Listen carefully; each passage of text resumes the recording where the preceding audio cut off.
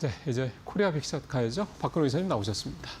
자, 일단 주요 이슈들 이사님이 생각하시는 게 어떤 것들인지 한번 보죠. 예, 이거는 어제 사실 시장을 가장 휩쓸었던 소식입니다. 이거 이사님 좀 판단을 좀 들어보죠. 어떻게 보시는지. 네, 일단 팩트부터 좀 약간 정리를 좀 해보면 두나무를 네이버 파이낸셜이 100% 자회사로 편입을 하고 그럼 네이버에는 이제 두나무가 손자회사가 되는 거죠.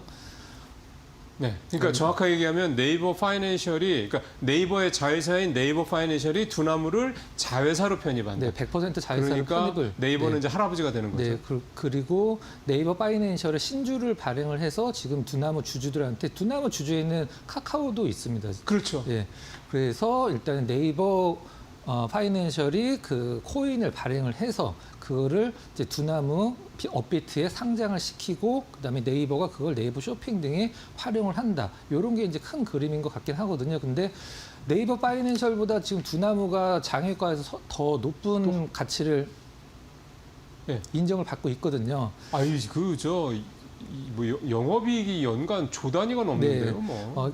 영업이익의 98%가 이제 다 수수료이기 때문에 두나무 그러니까. 입장에서는 이제 다른 사업하기 좀 약간 까다로웠는데 시장에서 저는 이제 두나무 입장에서 이걸 왜 했나 여러 가지 이유가 있을 수 있긴 합니다만은 이 구조를 봤을 때 물론 이런 의견이 나오기도 나왔는데 네이버 파이낸셜 상장 얘기가 뭐 당장은 아니더라도 나올 가능성이 좀 상당히 높다라고 생각을 하고 있습니다. 그게 분할 상장이잖아요. 네, 맞죠. 그래서 네네. 네이버가 기업 가치가 이제 지금 이제 한다 안 한다는 문제는 떠났고 어떤 방식으로 하느냐는 이제 확정은 안 됐다라고 이제 보도가 되긴 했는데 일단 뭐 두나무 네이버 파이낸셜 그럼 네이버로 이어진 네이버 파이낸셜 지분을 네이버가 70%를 갖고 있으니까 네이버의 어떤 이 연결 이제 실적 연결로 잡히는 걸 감안을 했을 때 네이버 기업 가치가 10조 원 정도는 상향돼야지 맞지 않나라는 게 지금 시장의 분석입니다. 네, 어제 11% 오르긴 했는데 확정은 됐다 이렇게 봐야 되는 거예요? 한다 안 한다는 이미 이제 그거는 끝났다. 끝났고 어떤 방식으로 하느냐가 지금 네. 두 기업이 이제 협의 중이라고 이제 얘기가 나오고 있습니다. 뭐 해석 중에는 지금 두나무의 그러니까 사실 이제 오너가 송치영 의장인데 네이버 파이낸셜의 그게 사실은 회사 가치 차이가 워낙 크니까 네. 사실상 네이버 파이낸셜의 대주주가 송치영 의장이 되고 뭐 그렇게 되는 게 아니냐 뭐 그런 해석도 있더라고요. 지분을 이제 굉장히 많이 신주를 발행을 해야 되기 때문에 충분히 가능성이 있습니다. 그러니까요. 네. 그래서 결국은 송치영 의장이 소위 말하는 이제 비제도권에 있던 사람이 이제 송 의장이 이제 제도권으로 이제 들어오는 계기가 그걸 된다. 굉장히 바랬다라고 하더라고요. 그렇죠. 네. 그래서 사실은 언뜻 생각하면 좀 전에 말씀하셨던 저는 그게 굉장히 중요한 포인트라고 생각했는데 두나무가 왜 굳이? 네. 라는 생각이 좀 들거든요. 왜냐하면 가만히 있어도 그러니까 상장을 하지 않아도 1년에 1조가 훨씬 넘는 수익을 매년 내고 있는데 앞으로 더 커질 가능성도 네. 높고 굳이 네이버랑 손을 잡아서 그 밑으로 들어가려고 할까라는 부분에 대한 그 의문점이 있는데 뭐 제도권 안으로 편입하는 게 굉장히 중요한 목표였다 그러면 그 목표를 이번 일을 통해서 뭐 이제 일단 달성을 하는 거죠. 근데 분할 상장을 할 수 있을까요? 저는 그게 지금 정서에서? 큰 그림이라고는 생각을 하고 있습니다. 보죠 뭐. 네. 예. 펄어비스 이번엔 진짜예요? 과거에는 우리가 몇 분기에 공개를 하겠다라고 발표를 했었죠. 몇 분기에 뭐 24년도 2분기에 공개를 하겠다 이런 네. 식이었었는데 이제 어제 기준으로는 내년 3월 19일에 공개를 하겠다라고. 3월 19일이요? 네, 딱 못을 박았습니다. 근데 뭐 이거를 사실 시장에서는 그렇게 뭐 당연히 좋은 얘기긴 합니다만은 이 공개가 미뤄지면서 여기에서 이제 거의 하한가 근처까지 네. 떨어진 날이 있었잖아요. 여기까지는 반등을 해줬었어야 되는데 상당히 거기에 못 미치는 시장 흐름이 나왔고 또 음봉으로 마감을 좀 했어요. 근데 저 같은 사람이 많은 모양이네. 네, 반대로 생각하면 펄어비스 입장에서는 지금 붉은 사막이 혹시라도 만에 하나 시장의 기대치에 미치지 못하면 뭐라고 해야 돼요? 그 게임의 뭐라고 해야 돼요? 게임의 재미, 성능, 반응 이게 그걸 얘기하시는 거죠? 이제 전작의 검은 사막이 이제 2분기 기준으로 총 매출이 이제 3조 4천억이 넘었거든요. 다. 그래서 이제 붉은 사막이 그거 이상을 가는 어떤 퍼포먼스를 좀 보여줘야 됩니다. 그러니까 전작 원작만한 속편이 없다라는 우리 이제 속설이 있는데, 예. 그러니까 이게 그 펄어비스가 그러니까 기존에 있는 검은 사막으로 일단 큰 돈을 벌고 먹고 사는데 지장은 없다 이거잖아요. 네, 지금까지도 매출 잘 나오고 있습니다. 그러니까요. 근데 이제 그거에 이른 차기작인 붉은 사막이 그걸 능가해야 될 텐데 이거 혹시 잘못하면 NC 소프트 비슷한 흐름 되는 거 아닙니까? 사실 지인이 이제 펄 어비스 다니기도 하고 이제 몇몇 게임 관계자들을 아는데 펄 어비스랑 NC 소프트는 기업의 어떤 그 밖에서 보는 시선 자체가 완전히 다른 기업이거든요. 좀 약간 오픈 마인드 기업입니다. 펄 어비스는 네, NC 같은 경우는 좀 약간 쪼이는 그런 이 위계 질서가 명확한 그런 스타일이에요. 펄 어비스는 굉장히 열려 있는 기업이거든요. 그래서 그런 건 참 좋은, 좋네요. 뭐 도깨비도 마찬가지로 계속적으로 뭐 기대작들이 출시를 기다리고 있으니까 나름대로 이제 좋은 그러게요. 소식이다 이렇게 보고 있습니다. 이게 진짜 7년이나 뭐 어쨌든 계속해서 뭐 더 보강을 한 거라 그러면 그래서 원작을 그러니까 전작을 능가하는 그런 작품이 나올 사실 이렇게 되면 밖에서도 평가가 좋고 하면은 근데 수출도 할 수 있는 거니까. 스팀이랑 엑스박스랑 그 플레이스테이션을 동시에 공개를 하는지 가장 먼저 반응이 나오는 스팀이거든요. 그래서 스팀에서 반응이 어떻게 나오는지가 가장 중요하죠. 그러겠죠. 자, 엔비디아와도 손잡은 중국 휴머노이드 ETF로도 뭉칫돈. 이게 중국 ETF 얘기라는 거죠? 중국 로봇 기업들로 구성되어 있는 국내 ETF. 국내 ETF. 요거 첫 번째 이슈로 다룰 건데 지금 시장에서 가장 핫한 개인 투자자분들의 가장 머스트 해브 ETF로 삼고 있는 게 바로 이거거든요. 요거 한번 오늘 좀 심도 있게 다뤄보도록 하겠습니다. 그러시죠. 메모리 반도체 호황 꺾이지 않는다. 마이크론 자신감. 예, 실적이나 가이던스만 놓고 보면 그래요. 근데 시장에서 우려의 목소리가 나오는 부분은 이제 마이크론이 11기가 BPS 이제 바이트 포 세컨을 구현을 하면서 물론 샘플입니다. 샘플과 양산은 완전히 다른 얘기긴 한데 지금 하이닉스는 11기가 BPS를 목표로 삼고 이제 뭐 양산 체제를 갖췄다라고 얘기를 하고 삼성은 11로 알려져 있긴 한데 시장에서는 마이크론이 그 엔비디아가 원하는 속도 원래 반도체 규격상으로는 이 HBM4는 8기가 이상만 나오면 되거든요. 근데 마이크론이 그 12단 HBM4 11기가 BPS를 발표를 하면서 물론 샘플이긴 합니다만은 발표를 하면서 우리나라 이제 뭐 하이닉스는 그거보다 속도가 약간 떨어지긴 하니까 근데 시장에서는 이런 식으로 좀 분석을 하는 것 같더라고요. 11기가 BPS 정도 구현을 하려면 수율이 엄청나게 떨어질 거다라고 이제 얘기를 하고는 있습니다. 저 마이크론 테크놀로지의 HBM4와 관련해서 네. 사실 최근에 SK하이닉스가 좀 부진한 촉발점이 됐던 촉매제가 됐던 게 마이크론의 HBM4에 대한 그 자신감이었는데 사실 마이크론이 과연 속도를 유지를 하는 상황에서 그렇게 떨어지는 수율을 과연 계속해서 지속적으로 방어할 수 있을 것이냐. 일단 엔비디아가 원래 HBM4가 이제 8에서 9기가 정도 속도가 나오면 되는데 엔비디아는 높여서 10에서 11까지 올려달라고 이제 글쎄요. 요거를 자꾸 세게 하는 거예요. 3사들한테 요구를 했는데 뭐 하이닉스는 10으로도 일단은 뭐 양산으로 이제 어떤 대응을 하겠다. 마이크론은 양산이 아니라 일단 개발을 했다거든요. 그렇죠. 네.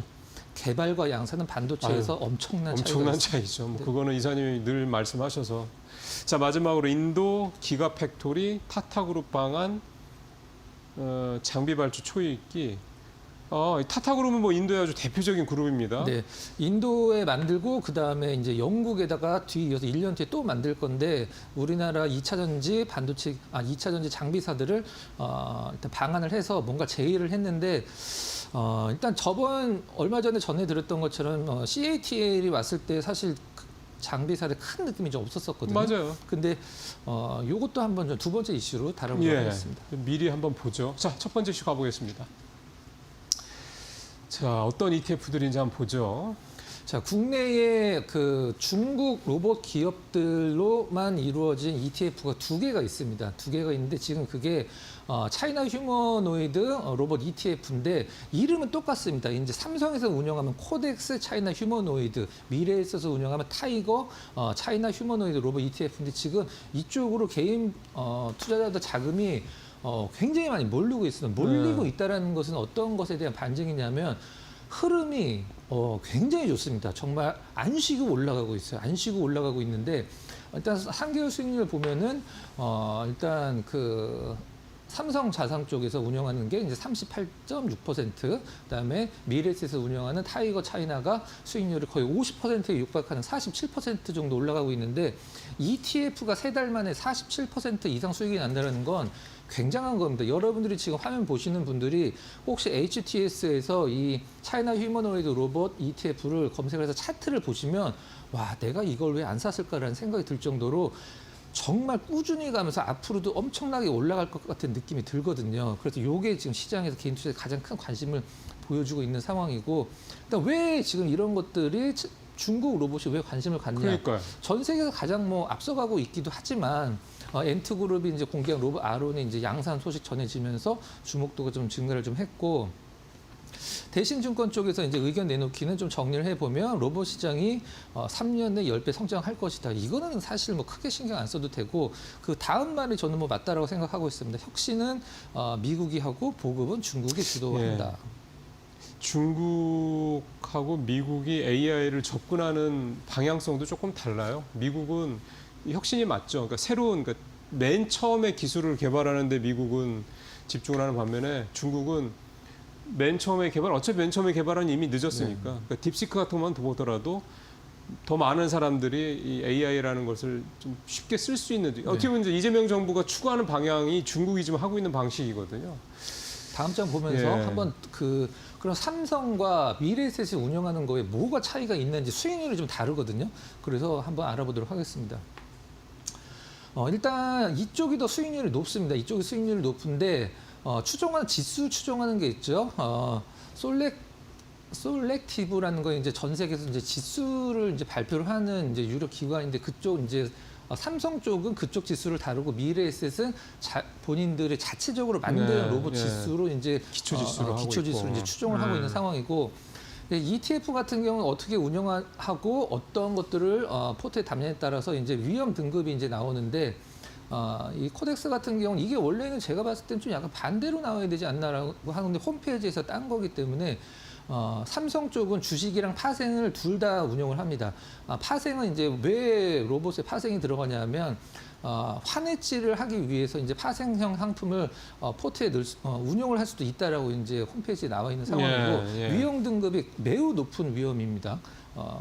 제가 이제 말실수 잠깐 잘못했는데 파생이 들어가 있기 때문에 매우 높은 위험이고 이 미래에셋 쪽은 온리 이제 주식만 운영을 하거든요. 절반 정도는 로봇, 그다음에 절반 정도는 로봇을 만드는 소재 기업들이나 이런 부품 기업들이 이제 운영을 하고 있고 총 보수는 뭐 그렇게 크게 차지는 않지 않고요. 가장 많이 비중이 들어있는 게 이제 유비테크가 가장 많이 이제 10% 이상을 좀 들어있고 이것보다 유비테크보다 저 유니트리라고 글쎄요, 중국에서 거기가 사실은 더 많이 알려져 있는데 지금 상장이 돼 있지 않기 때문에 이제 유비테크가 가장 많이 들어가 있고 그 다음에 이노벤스라고 이제 삼성 쪽에서는 앞에 있는 단어는 이제 선전이죠. 선전에 이제 이노벤스라는 기업을 10% 좀 못 미치는 걸로 담고 이노벤스는 일단은 그 어떤 그 액추에이터나 뭐 산업용 이제 어떤 자동 로봇 같은 걸 이제 만드는 기업이고 그런 종목을 어떻게 양쪽 ETF 종목을 어떻게 고르느냐 했는데 삼성 쪽은 AI로 종목을 고른다고 합니다. AI의 빅데이터로 일단 고른다고 합니다. 그러니까 나는 AI를 믿겠어 하면은 삼성 쪽이 좋을 것 같고 이쪽 이제 타이거 미래에셋 쪽은 로봇 완성품이랑 이제 가장 유명한 기업들로 로봇 완성판 근데 핵심 부품 반으로 일단 저게 뭐 일반적이죠. 뭐 그렇죠. 매니저들이 기업을 발굴해서 뭐 탐방도 갔다 오고 그래서 정해서 이제 들어가는 거고. 네. 자, 그 다음 장 볼까요? 자, 그럼 수익률을 비교를 해볼 텐데 여기서 상당히 유의미 있는 게 있습니다. 자, 중국이고요. 타이거 중국이고 타이거 코덱스 중국이고 이제 코덱스 미국 휴머노이드 로봇의 수익률 차이인데 차이가 많이 나네. 미국 쪽은 하나 지금 그 상장돼 있습니다. 이제 차이나도 딱 2개 상장돼 있어요. 이게 우리나라에서 로봇으로만 이루어진 이제 상장 ETF 3개 상품인데 이 차이나 쪽이 타이거 쪽이 수익률이 훨씬 더 좋습니다. 그러게요. 뭐 지금 거의 50% 이게 3달 정도 차트인데 3달 동안 50%는 진짜 엄청난 수익률이거든요. 따라가고 근데 미국적 휴머노이드 로봇의 가장 좀 약간 이해가 안 가는 부분이 있습니다. 미국적 휴머노이드 중에 여기 포트폴리오에 담겨져 있는 종목들을 보면 1위가 엔비디아, 뭐 나름대로 이해가 갑니다. 네. 2등이 테슬라 이해가 갑니다. 그렇죠. 옵티머스 있으니까. 나머지는 구글, 메타 뭐 이런 그게 무슨 로봇주예요? 빅테크 주지. 예, 다 그런 것들로 돼 있어요. 최소한 네. 미국의 전 세계 1위 로봇 기업이 있거든요. 유니버셜 로봇이라고. 네. 아, 그래요? 원래는 덴마크 로봇 회사인데 미국의 이제 테러다인이라는 장비 회사가 이제 인수를 했죠. 아, 그래서. 네, 근데 그럼 전 세계 협동 로봇 1위가 이제 그 미국 회사인데. 유니버셜이거든요. 그럼 네. 그거라도 들어가 있어야 되는데 그건 안 들어가 있다. 테러다인도 여기에 들어가 있지가 않습니다. 그래서 엔비디아랑 테슬라 빼고는 여러분들이 이제 홈페이지 들어가셔갖고 이제 뭐 현재가 창에서도 볼 수 있죠. 어떤 종목이 그 포트폴리오 들어 있는지 전혀 로봇과 관계가 없는 기업들로만 돼 있습니다. 지금 네. 실질적으로는 그래서 타이거 차이나 쪽이 가장 높은 수익률이고 제가 봤을 때 이게 굉장히 시장에서 관심을 받고 있지만 앞으로 더 받을 것 같습니다. 근데 이게 우리가 요즘에 로봇주가 좀 관심이 있으니까 한번 들여다보는 거지. 사실 그동안에 이렇게 50%까지 오를 때까지는 거의 몰랐던 거잖아요. 네, 어제 이제 레인보우가 오랜만에 좀 오르면서 로보티즘 좀 최근에 조정세고 어제 레인보우가 상당한 퍼포먼스가 있었는데 일단 이런 것들을 참 미리 좀 이런 거는 뭐 예를 들어서 한 이게 지금 8월이니까 사실 얼마 전이거든요. 그때부터 이렇게 확 뛴 건데 이런 걸 참 미리 알 수가 없으니까 이게 다 이미 오르고 난 다음에 물론 앞으로 뭐 장기 보유한다면 상관없겠지만 좀 그런 부분들은 좀 아쉽네요. 좀 더 열심히 하도록 하겠습니다. 아니 뭐 이사님 뭐라 그러는 게 아니라 이런 것들을 조금 미리 알면 참 좋겠다라는 네. 생각이 좀 들어서 왜냐하면 지금이라도 저희 코너에서 이제 소개를 시켜드리는 네. 것도 네. 이사님 말씀은 지금 들어가도 전혀 부담스럽지 않다 이거 아니에요? 저는 로봇주를 생각하시는 분들은 국내 로봇주들은 그냥 세티멘탈적인 부분이 크고 중국 로봇주들은 지금 여기 실질적인 건 맞아요. 네. 네. 수치가 나오는 데고 네. 하니까. 아, 그러고 보니까 참 로봇은 우리가 계속 뭐 중국 로봇 뭐 유니트리가 됐든 뭐가든 나와서 막 춤추고 막 마라톤하고 이런 거 막 기사로 보면서 에이 그 저거 다 사기야 뭐 이런 식으로만 생각을 하는 게 아닌가. 네. 좁게 깎아 내리는 부분에 대한 부분도 좀 있는데 정말 투자는 정말 냉정하게 좀 봐야 된다. 이걸 보면서 좀 느껴지네요. 자, 다음 이슈 가보겠습니다. 이제 2차 전지 관련된 부분인데요. 타다도 왔다. 지난번에 말씀하신 대로 CATL도 왔었다. 근데 별로 움직이지는 않는다. 이제 네. 이거란 말이에요. 요즘 간단히 좀 체크를 해보도록 하겠습니다. 이제 인도 최대 기업 중 하나 타타 그룹이 갖고 있는 게 지금 현재 제규어 레인지 로버도 갖고 있죠. 네, 네. 중국의 이제 현지 브랜드도 갖고 있고. 여기서 가장 중요한 단어가 나오는데요. 이제 우리나라에서 기업들을 방문을 해서 LOI를 위해 방한을 했다. LOI는 우리가 보통 MOU랑은 상당히 좀 다른 개념입니다. MOU는 둘이 손을 잡고 뭔가를 좀 잘 해보자라는 개념이고 LOI는 내가 너한테 이거를 제시를 할 테니까 할지 말지는 네가 한번 결정을 해봐. 약간 이런 느낌이거든요. 근데 방문한 기업들 살펴보면 PNT, CIS, 뭐 우리나라 다 대표적인 2차 전지 관련 장비 기업들이죠. 모닉 PNE, SFA, M+는 지금 주가 흐름이 상당히 좋습니다. 하나모멘텀, 피레너지 등을 이제 방문을 해서 어떤 이제 장비들을 살펴보고 제의를 했는데 가장 중요한 부분 이걸 이제 원했다라고 그래요. 수율에 문제가 생기거나 제품에 문제가 생기면 책임은 니네가 져라. 이런 식을 제시를 했다라고 그래서 국내 장비사들이 상당히 난색을 표명했다라고 일단 언론 보도가 좀 있었습니다. 그럼 자기들이 이걸 판단을 해야죠. 네, 근데 여기서 잘 잡으면 이제 맨 밑에 나와 있듯이 1년 뒤에 이제 영국 공장 제규어 렌즈로버 이제 대응이겠죠. 이쪽에서 공장을 또 짓기 때문에 일단 계약을 어떻게 하냐에 따라서 뭐 나름대로 실적에는 상당히 영향이 있을 수도 있는데 상당히 좀 안 좋은 좀 자기들한테 유리한 부분만 제시를 했기 때문에 시장에선 느낌은 좀 크게 나오진 않겠지만 그래도 시청자 여러분들이 체크를 해야 될 부분이라 그러면? 두 번째 이슈로 한번 좀 삼아봤습니다. 수율과 품질 문제. 이 품질은 둘째치고 수율이라는 거는 결국 장착을 했을 때 이런 부분들인데 그거를 책임을 묻는다? 글쎄요. 자, 다음 장 가보죠. 마지막 장입니다. 이게 마지막 장이니까. 이게 뭔가 좀 어떤 의미가 있다고 보세요?